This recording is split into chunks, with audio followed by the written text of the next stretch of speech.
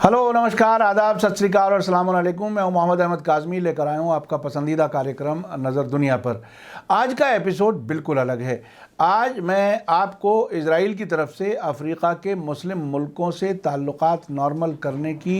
कोशिश के हिस्से पर सूडान की अंतरिम परिषद के head Abdul Fattah al Burhan और इजराइल के प्राइम मिनिस्टर बेंजामिन नेतन्याहू की मंडे को युगांडा में हुई मुलाकात के बारे में कुछ ऐसी मालूमात दूंगा जो बहुत ही लंबी रिसर्च से हासिल हुई है। ऐसे वक्त में जब अरब के बादशाह अपनी इज्जत बचाने के लिए संडे को ट्रंप की सेंचुरी डील के बारे में ऑर्गेनाइजेशन ऑफ इस्लामिक कोऑपरेशन यानी OIC की जद्दा में फॉरेन मिनिस्टर्स की मीटिंग करके दिखावे के लिए ही सही इस डील को फ़िलिस्तीन मुखालिफ कहने की कोशिश कर रहे थे, उससे अगले ही दिन सूडान की राष्ट्रीय परिषद के हेड बुरहान ने नेतन्याहू से हाथ मिलाकर फ़िलिस्तीनियों को सख्ते में डाल दिया। रिपोर्ट के मुताबिक इस मीटिंग में पहली बार सूडान और इजराइल के नेताओं ने मुलाकात करके रिश्ते नॉर्मल करने की तरफ कदम बढ़ाने पर रजामंदी भी जाहिर कर दी। खबर में आगे बढ़ने से पहले आपसे गुजारिश है कि अगर आप YouTube पर देख रहे हैं तो सब्सक्राइब कर लें और घंटी दबाना ना भूलें, और अगर फेसबुक पर देख रहे हैं तो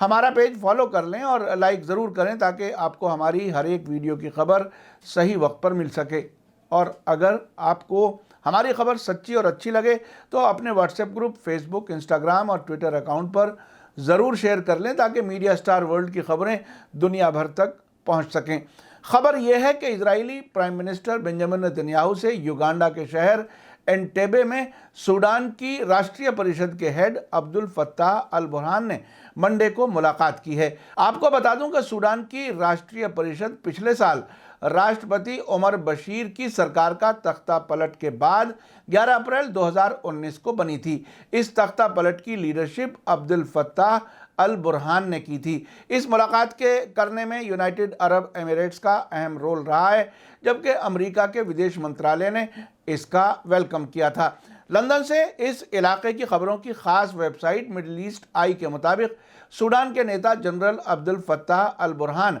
और इजराइल के प्रधानमंत्री बेंजामिन नेतन्याहू के बीच मंडे को हुई एक गुप्त यानी खुफिया बैठक के खिलाफ इंटरनेशनल लेवल पर और सूडान के अंदर रिएक्शन की एक बाढ़ सी आ गई है। इस ऊंची सतह की बैठक को दोनों मुल्कों के लिए अपनी तरह की पहली बैठक माना जा रहा है, क्योंकि सूडान 1956 में मिली आज़ादी के बाद से ही दशकों से खुफिया बैठकों के बावजूद इजराइल के साथ किसी भी तरह के ऑफिशियल डिप्लोमेटिक ताल्लुकात कायम करने को टालता रहा है। अमेरिकी विदेश मंत्रालय ने इस मीटिंग का स्वागत किया है, जो कि ऐसे वक्त में हुई है जबकि अमेरिकी राष्ट्रपति डोनाल्ड ट्रंप के इजराइल और फिलिस्तीन के बीच अमन प्लान यानी सेंचुरी डील पर इंटरनेशनल और रीजनल लेवल पर हो रहे विवाद के मौके पर ये मीटिंग हुई है। इजराइल के प्राइम मिनिस्टर बेंजामिन नेतन्याहू की सूडान के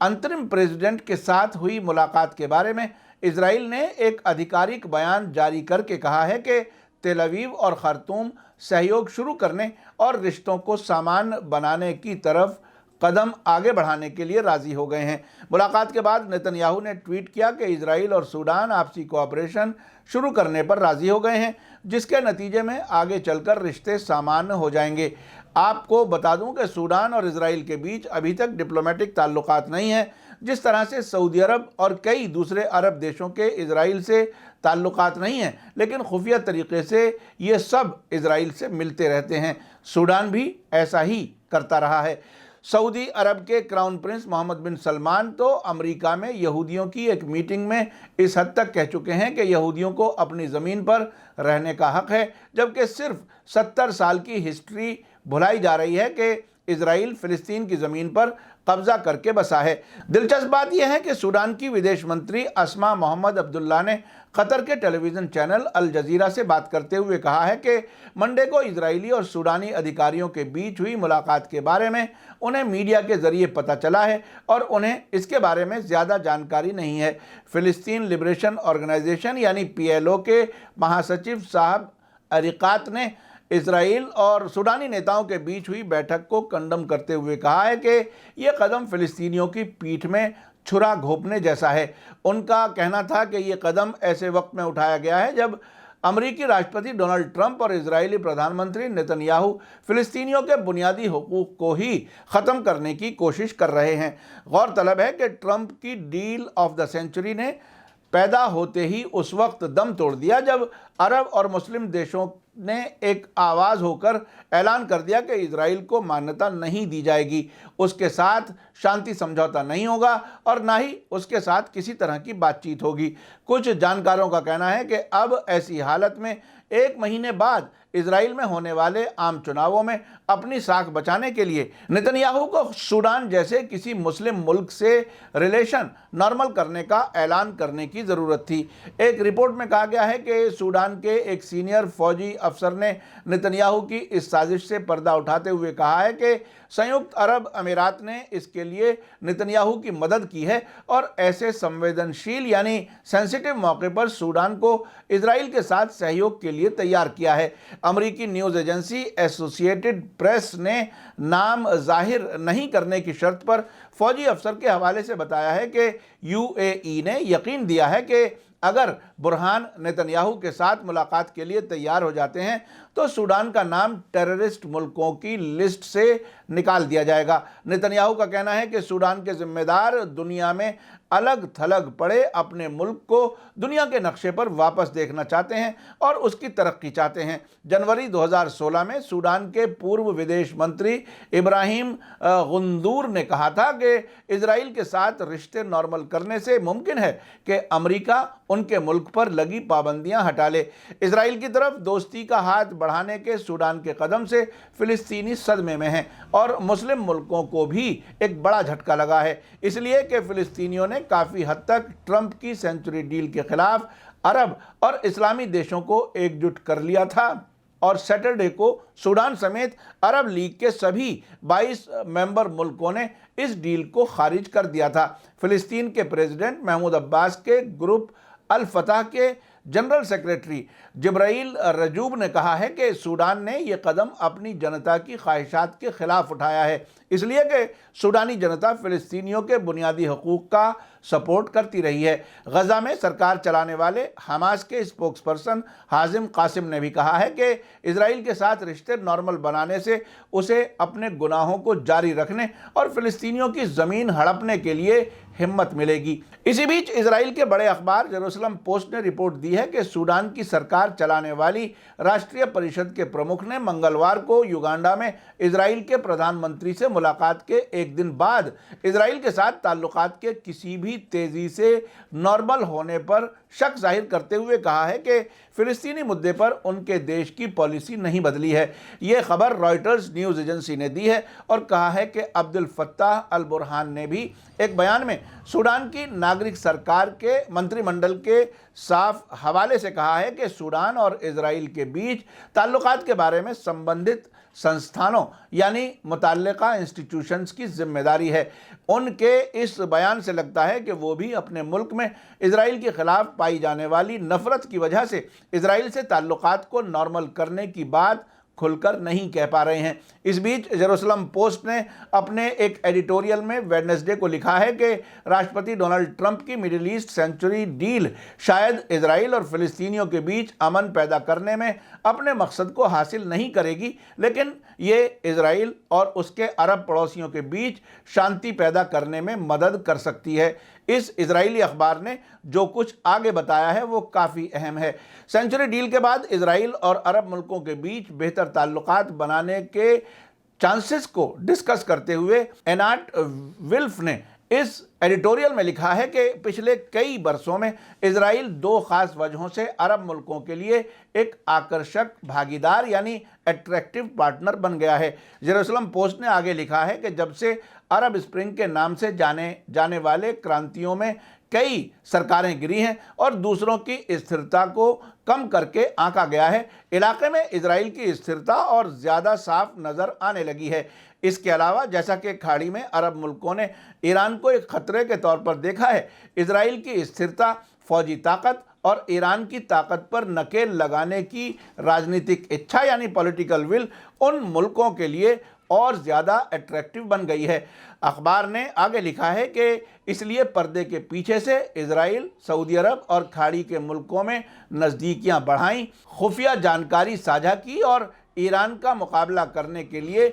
सुरक्षा पर सहयोग किया, यानी सिक्योरिटी कोऑपरेशन बढ़ाया। क्योंकि ये इजराइल के साथ अरब मुल्कों का कोऑपरेशन दिखने लगा था, इसलिए इन अरब मुल्कों को अपनी तरफ से फ़िलिस्तीन के समर्थन को पूरी तरह से छोड़ने को जाहिर किए बिना अरब मुल्कों को ऐसा करने का एक तरीक़ा खोजना पड़ा। यानी वो जो अरब लीग और OIC में जो रेजोल्यूशन पास किए गए हैं वो दिखावा है, ये जेरूसलम पोस्ट का एडिटोरियल भी बता रहा है। यानी नकली तरीके से ही सही फ़िलिस्तीन के साथ हमदर्दी दिखाने का फ़ैसला लिया गया। सूडान और इजराइल के नेताओं की मुलाकात पर लंदन से छपने वाले रायल यौम ने बुधवार को अपने लेख में लिखा है कि सूडान की अंतरिम परिषद के हेड ने नेतन्याहू से मिलकर फ़िलिस्तीन ही नहीं, सूडानी जनता की पीठ में भी खंजर घोंपा है। अखबार के मुताबिक जनरल बुरहान की इस मनमानी पर सूडान में बवाल शुरू हो गया है।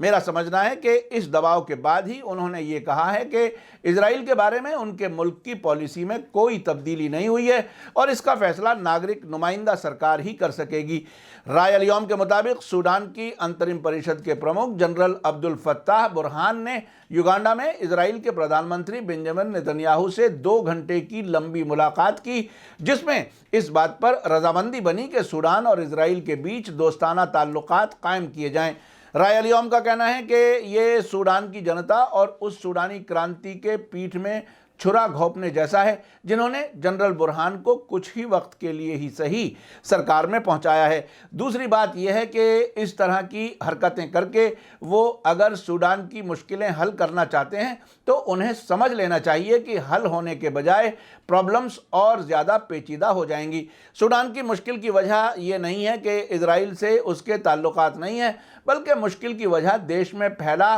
भ्रष्टाचार यानी करप्शन है। रायल यौम ने आगे लिखा है कि युगांडा में जनरल बुरहान और नेतन्याहू की मुलाकात करवाने में इमारात ने ख़ास रोल अदा किया है। ये बात समझ में नहीं आती कि इमारात क्यों अरब मुल्कों के ठोस असूलों को लगातार कुचल रहा है और इजराइल की खिदमत में लगा हुआ है। अगर इमारात को लगता है कि इस तरह का रोल निभाकर वो अपनी राष्ट्रीय सुरक्षा यानी नेशनल सिक्योरिटी को मजबूत कर रहा है तो ये उसकी बहुत बड़ी भूल है। इसलिए कि जब अरब मुल्क पतन का शिकार हैं तो इमारात कैसे खुद को बचा सकेगा। इजराइल 1973 के बाद से अपनी सारी जंगें हारा है, इसलिए इमारात का इजरायली मदद पर भरोसा करना बेवकूफ़ी ही है। अखबार कहता है कि यहाँ हम एक सवाल जनरल बुरहान से करना चाहते हैं। 1979 में कैंप डेविड समझौते के बाद इजराइल से रिश्ते कायम करके क्या मिस्र के हालात अच्छे हो गए या पहले से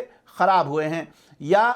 अरबा घाटी समझौते पर दस्तखत के बाद जॉर्डन ने अपनी राजधानी अम्मान में इजरायली एम्बेसी खुलवाई और वहां इजरायली झंडा लहराने लगा तो जॉर्डन के माली हालात में सुधार हो गया या वहां गरीबी और मुश्किलें और बढ़ गई हैं। इससे आगे रायल यौम ने कहा है कि फ़िलिस्तीनी एडमिनिस्ट्रेशन तो इजराइल से ओस्लो समझौता करके उसके हाथ का खिलौना बन गया और उसने इजरायलियों की सिक्योरिटी की जिम्मेदारी संभाल ली, तो क्या उसके हालात बेहतर हो गए या आज उसे डील ऑफ सेंचुरी जैसे भयानक साजिश से रूबरू होना पड़ रहा है। अखबार आगे लिखता है कि यकीनी तौर पर सूडान के लोग जिन्होंने हमेशा फ़िलिस्तीन का साथ दिया है, हालांकि उसे इसकी भारी कीमत भी चुकानी पड़ी है, इस बार भी वो चुप नहीं रहेगी और सूडान को इजराइल से करीब करने की साजिश को नाकाम बनाएगी। इस वक्त जनरल बुरहान की मनमानी के खिलाफ सूडान के रिवोल्यूशनरी लीडर्स ने बयान देना शुरू कर दिया है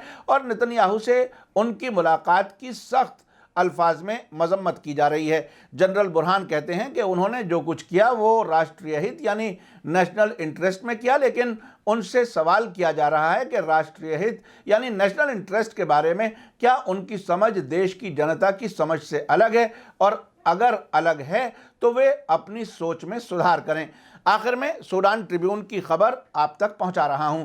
अखबार ने वेडनेसडे यानी आज ही खबर दी है कि सूडानी प्रधानमंत्री अब्दुल्ला हमदोक ने बुधवार को राष्ट्रीय परिषद के अध्यक्ष के जरिए इजराइल के प्रधानमंत्री के साथ उनकी बैठक के बारे में जारी बयान का स्वागत किया है। अल बुरहान ने ट्यूसडे को एक बयान जारी करते हुए कहा था कि इजराइल के प्राइम मिनिस्टर बेंजामिन नेतन्याहू से मिलकर उन्होंने संविधान का उल्लंघन किया है, यानी कॉन्स्टिट्यूशन के खिलाफ काम किया है, क्योंकि संविधान में कहा गया है कि विदेश नीति को तय करना और चलाना सरकार की जिम्मेदारी है। यहाँ रुक कर के मैं आपको बता दूं कि इजराइल के जेरूसलम पोस्ट ने जो रिपोर्ट छापी है उसमें यह हिस्सा नहीं छापा है कि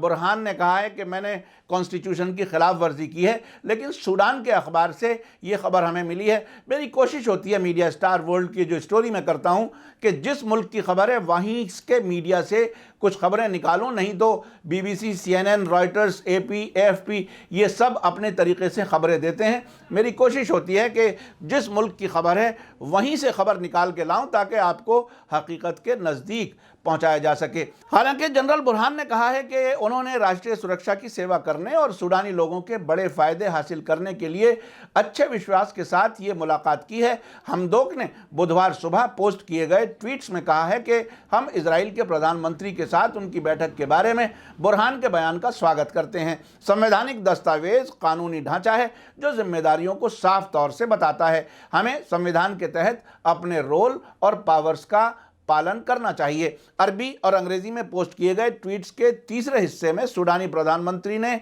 याद किया है कि सूडान की विदेश नीति को पारदर्शिता के साथ कैबिनेट के जरिए चलाया जाना चाहिए। मंडे को सूडान की सरकार के स्पोक्सपर्सन फैसल मोहम्मद साले ने कहा था कि राष्ट्रीय परिषद के मुखिया बुरहान और बेंजामिन नेतन्याहू के बीच होने वाली मुलाकात की कैबिनेट को सूचना नहीं दी गई थी, यानी बगैर कैबिनेट को सूचना दिए हुए ये इंटरिम प्रेसिडेंट मिलने गए थे। ये खुद अपने आप में बहुत बड़ी गैर कानूनी हरकत है और उन्होंने अब खुद मान लिया है कि मैंने कॉन्स्टिट्यूशन की खिलाफ वर्जी की है। आज के इस एपिसोड से आपको मालूम हो गया होगा कि इजराइल मुस्लिम मुल्कों से ताल्लुकात बनाने की कैसी कैसी कोशिशें कर रहा है ताकि फ़िलिस्तीनियों के हक़ हड़प सके। डोनाल्ड ट्रंप की सेंचुरी डील का मकसद भी सामने आ चुका है कि अमेरिका से किसी किस्म के इंसाफ की उम्मीद रखने वाले असल में बेवकूफ़ हैं। अरब के बादशाहों की हालत कितनी ख़राब है कि पहले वो ट्रंप की कोशिशों की तारीफ़ करते हैं,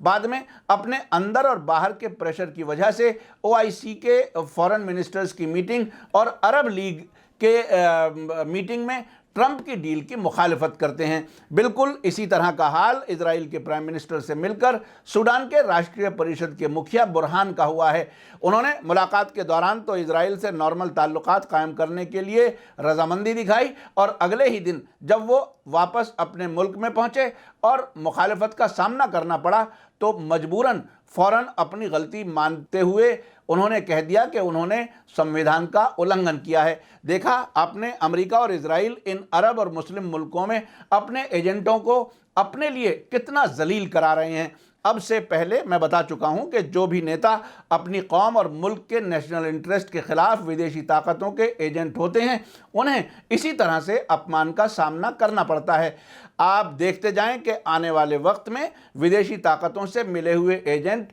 कितने बेनकाब और बेइज्जत होते हैं। अभी और बहुत से मुल्कों के मुनाफिकों की पहचान होना बाकी है। मीडिया स्टार वर्ल्ड अपने सीमित रिसोर्सेज की वजह से बहुत कुछ नहीं कर पा रहा है। ऐसा अक्सर होता है कि विदेशों से एक से ज़्यादा बड़ी और अच्छी खबरें होती हैं लेकिन हम एक ही खबर कर पाते हैं। ऐसा करने के लिए हमें रिसर्च वगैरह के लिए रिसोर्सेज की ज़रूरत है। इसी के साथ मुझे दीजिए इजाज़त। मेरा कार्यक्रम कैसा लगा कमेंट्स में ज़रूर लिखें। धन्यवाद, शुक्रिया, थैंक यू। जय भारत, जय हिंद।